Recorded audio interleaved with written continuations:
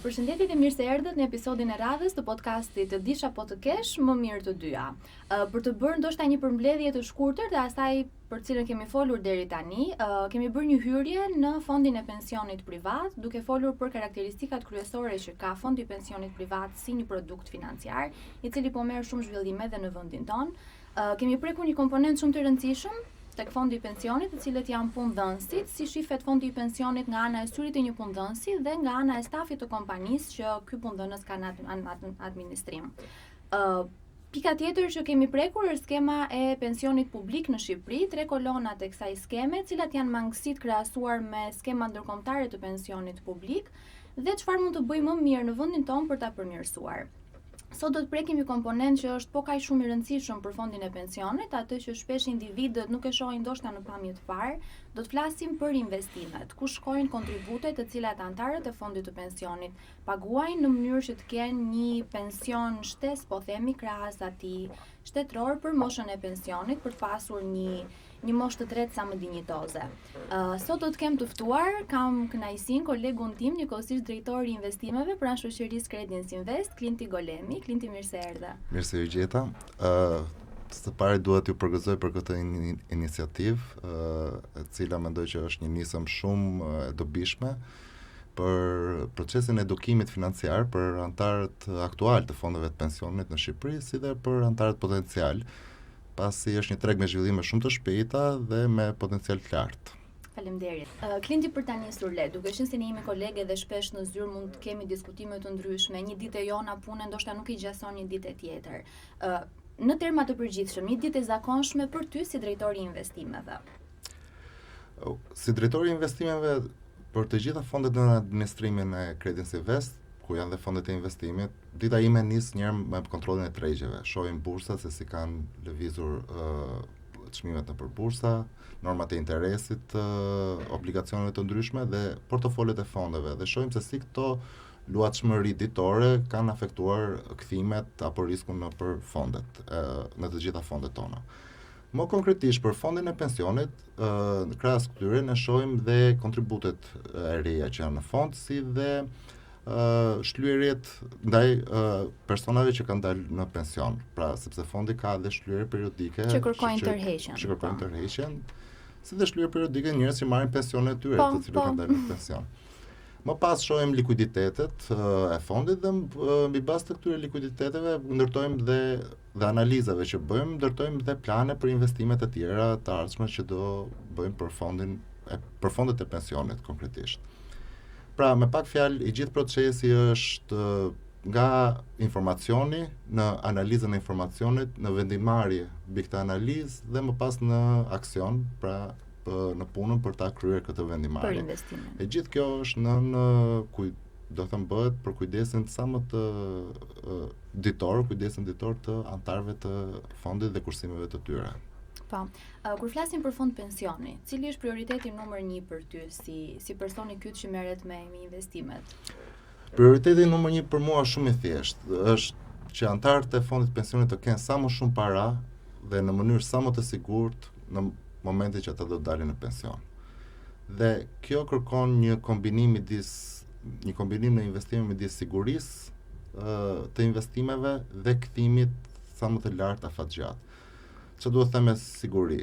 Pra, që investimet të jenë sa më të sigurta, do risku të jetë i llogaritur, se të gjitha investimet kanë riskun e tyre, por risku të jetë i llogaritur, të jetë brenda limiteve që ne kemi në prospekt dhe në rregulloret e fondeve të pensionit, dhe të jetë i matshëm. Nga ana tjetër, duhet pasur gjithmonë në konsiderat kthimi, që kthimi të jetë sa më i lartë në mënyrë që të mbulojë dhe inflacionin, dhe antarët të kenë vlerë të shtuar në momentin që dalin në pension. Pra, mos humbin fuqinë blerëse, por ta ruajnë fuqinë blerëse dhe ta rrisin më tej. Pra, ky është objektivi dhe prioriteti kryesor. Kur themi kontribute të individëve të ndryshëm në fondin e pensionit, për të parë këtë pjesën që ndodh ndoshta në BEK në këtë rast, ku shkojnë gjithë paratë e akumuluara nga individët? Si investohen ato? Cilat janë këto komponentët kyç që shef një drejtor investimesh në mënyrën e investimit? Fondet e pensionit janë fonde me horizont afatgjat. Dhe gjithashtu fondet në administrim, po pak a shumë dhe të gjitha fondet në treg në intervalin e riskut nga 1 deri në 7 janë konsideruar me risk të ulët, pra në nivelin 1 ose 2. Si të tilla, dhe në politikat e tyre të investimit dhe në politikat e riskut, ato investojnë mundohen dhe fondet në administrim mundohemi të investojmë në instrumenta sa më të sigurt, që kryesisht janë instrumenta qeveritar, instrumenta shtetëror në Shqipëri apo në vende të tjera të BE-s, që kemi në varësi të politikave të investimit që kanë të publikuara fondet. Por ligji i ri miratuar në vitin 2023 ka krijuar dhe hapësira të mëtejshme për investime. Për shembull, siç e kemi edhe në politikat e fondeve në administrim, mund të një pjesë e vogël e aseteve, deri në 5% maksimumi, mund të shkojnë dhe në obligacione korporative të emetuara nga banka në vendin tonë apo institucione financiare, jo banka. Këto instrumente janë interesant pasi ka një kthim më të lartë se instrumentet shtetëror, por alokimi i ulët në këto instrumenta nuk ndikon në sigurinë totale të aseteve të fondit. Pra bën të mundur edhe atë diversifikimin që të ketë një normë kthimi më të lartë. Mund të lindi pyetja nga klient, siç edhe mund të ketë lindur gjatë punës tonë të përditshme, pse ti investoj në një fond pensioni, ndërkohë që ti këto asetet e fondit të pensionit ti investon në bono dhe obligacione, në titull qeveritar. Pse një individ mos të shkojë drejt për drejt tek investimi në bono, por të kaloj po themi nga ana e fondit të pensionit, ku janë benefitet që ofron si produkt financiar? Së pari, duke marrë pjesë një individ, një antar, duke marrë pjesë në një fond pensioni, merr pjesë në një gamë të gjerë asetesh ku është investuar portofoli i fondit pensionit, për të cilat mbrapa të cilave ka një ekip i cili sigurohet dhe mundohet çdo ditë të optimizojë sa më shumë kthimin kundrejt riskut për këto asete dhe të sigurojë një kthim sa më të lartë me një risk sa më të ulët. Përse është gjithmonë ky raporti risk-kthim. Gjë që është më e vështirë në rastin një individi që investon në një obligacion, po marrim që po investon në një obligacion afatgjatë dhe varet se si është norma në këtë moment, nëse është obligacioni dur për atë apo jo. Arsyeja e dytë është një individ mund të marrë pjesë në një fond pensioni me shuma shumë të vogla periodike, pra me shuma mujore periodike, e cila nuk është e mundur për obligacione shtetërore. Një, sepse ankandet nuk janë aq me atë lloj periodiciteti, sidomos ankandet afatgjata, dhe kanë dhe limite shumash se sa mund të merren pjesë. Pra, në rastin se një individ merr pjesë në një obligacion, duhet të kursejë përpara, duhet të krijojë një gjendje likuiditeti dhe më pas të investohet. Ndërkohë që në fond pensioni nuk ke kohë të humbur, çdo muaj mund të bëhen kontribute të vogla të cilat nuk ndikojnë në të ardhurat mujore, është një formë kursimi për një moment për daljen në pension, pra për një etapë të jetës së çdo personi. Pra është më i kollajt. Nga ana tjetër, kemi dhe një përfitim shumë të madh fiskal në krahasim me investimet në obligacione. Pasi me ligjin e ri, pikërisht qeveria duke u munduar të nxitet sa më shumë skema e pensionit privat, ka krijuar lehtësira fiskale për kontributet. Kontributet periodike nuk taksohen, të mbajtura nga paga, nuk taksohen për tatim mbi të ardhurat personale. Dhe nuk taksohen as në momentin e derdhjes së kontributeve, nuk taksohen as në momentin e marrjes së pensionit në formë periodike. Pra është vetëm një produkt financiar i cili nuk taksohet. Gjë që nuk është e njëjtë tek investimi në obligacion, i cili duke qenë se janë të ardhur nga kursimet, janë të taksuara një herë, pra nuk kemi këtë përfitim fiskal. Dhe e fundit, por jo për nga rëndësia, është interesi përbërë. Interesi përbërë, ose interes mbi interesi, ose compounding interest, ka një fuqi të jashtëzakonshme, sidomos i shtrirë në kohë. Dhe kjo është shumë e vështirë për të arritur në nivel individual, duke investuar interesin e marrë nga çdo 6 muaj nga obligacionet. Pra, është pak më do një disiplinë tjetër në mënyrë që të jesh çdo ditë, çdo kohë të investosh dhe të sigurosh investimin në kohën e dur në atë moment. Ndërkohë që te fondi pensionit çdo ditë merret interes. Se më lindin pyetje tani dhe nga puna e përditshme me klient. Shumë individ mund të pyesin, çfarë ndodh në momentin që ndroj punë, po themi, apo në momentin që ti stopon kontributet dhe nuk paguan për 5-6 muaj, po supozojmë në fondin e pensionit. Qëndron investuar, kanë klientët një penalitet? Nuk ka asnjë problem, domethënë po marrim një antar aktual i cili ndryshon punën dhe që ka kontribute si të veta si nga punëdhënësi, momentin që ndryshon punën, nëse punëdhënësi nuk ka një skem kontributesh fond pensioni, antari mund të vazhdojë të kontribuojë në mënyrë personale, ose mund të stopojë kontributet, mund të kontribuojë në një moment të dytë, ose vetë punëdhënësi mund të përfshihet në një skem. Kontributet nuk humbin, kontributet janë aty, janë kursimet e antarit të cilat vazhdojnë të fitojnë interese çdo ditë. Pra nuk ka asnjë lloj ndryshimi, nuk humb skema është aty në atë fond pensioni që antari ka hapur. Pse është kaq e rëndësishme koha e gjatë tek fondi i pensionit, afati i gjatë? Çfarë diferencë përbën për individët nëse antarësohen në një moshë më të hershme me ata të cilët mund të jenë shumë afër moshës së pensionit?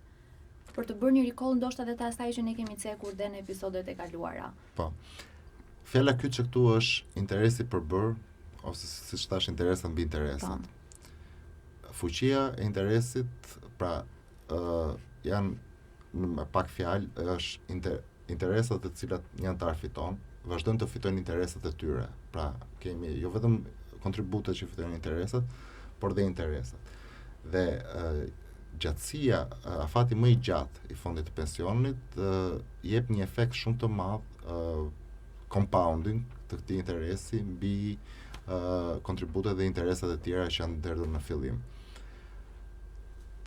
Kjo prandaj sugjerohet që në fondet e pensionit dhe gjithmonë është kjo të merret pjesë sa më herët, qoftë edhe me kontributet vogla.